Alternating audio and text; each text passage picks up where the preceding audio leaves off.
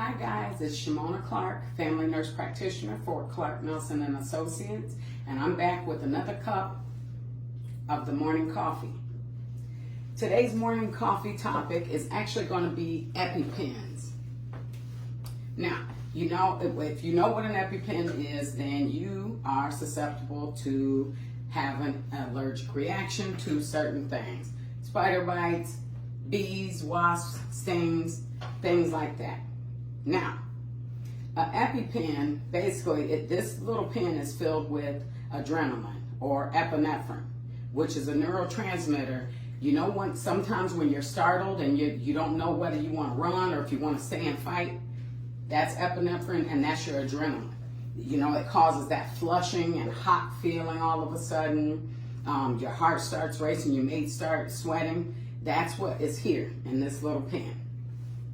Now, the reason why I really kind of wanted to talk about this is because as a nurse for a long time and nurse practitioner, I have been out places where people have gone into anaphylactic shock or had an allergic reaction, and they either didn't have one, or even if they had one, nobody knew how to use it, and they were to the point where they could not use it on themselves. So this video is to show you how to use this little pen.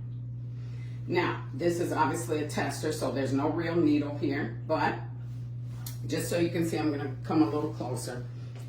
There's a lid here that you would pull out, so it will look like this, even in the real one. And then here is where the needle would be. Now, so the needle's not going to come out.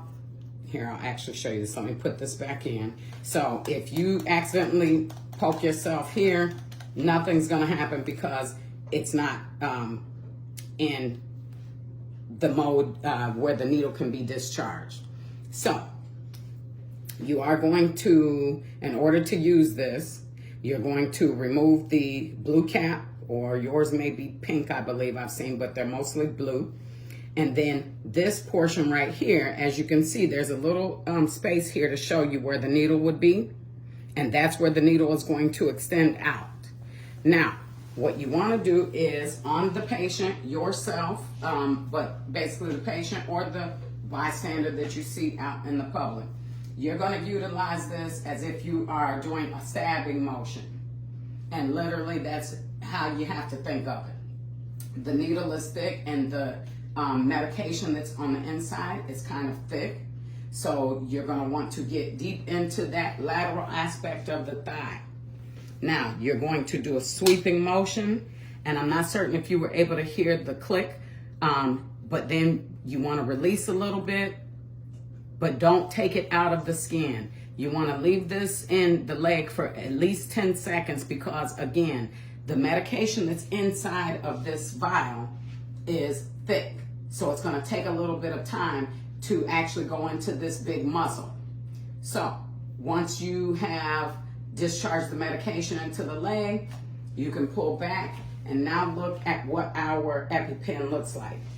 This sheath right here is to cover the needle, so that way you can't accidentally get stuck or anything like that. So I not only have this piece, but I also have this one. So then this can be disregarded still in a sharps container, or most likely if you're out in the public, they would probably call the EMTs, 911, and this can be then given to them.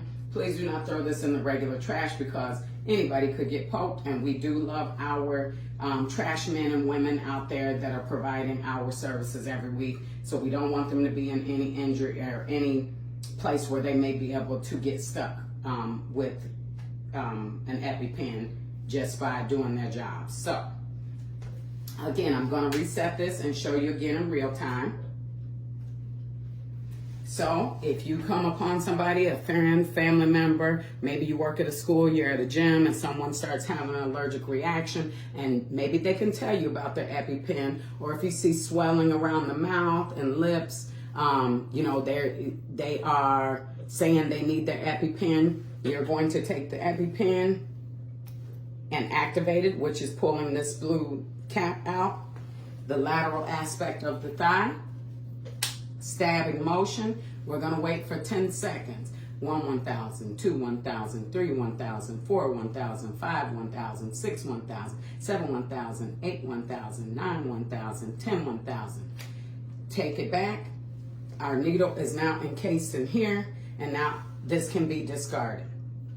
Obviously, you still want to call 911 at that point, but in the thick of it all, the most important part of this is to know how to utilize this EpiPen. So some of you have children. It's important that they know how to use it, and even their siblings know how to use an EpiPen.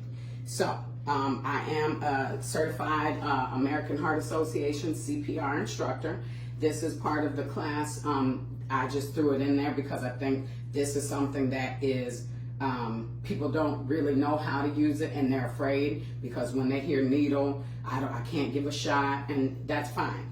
But this could be life altering. It really could be life ending just by not knowing how to utilize this and being able to get this adrenaline in the body, which will then increase the blood flow, and so it's going to decrease some of those vasoconstrictions that are happening in the body. So we want to be able to, because anytime you increase blood flow, then that means that the blood vessels are opening.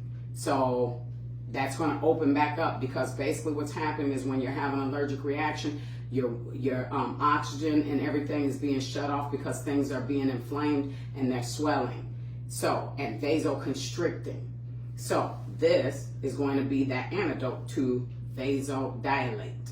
So again, EpiPen, adrenaline, stabbing motion, 10 seconds, withdraw, and now we're safe. We have a built-in safety device. So thank you. This is Shimona Clark, family nurse practitioner for Clark Nelson and Associates.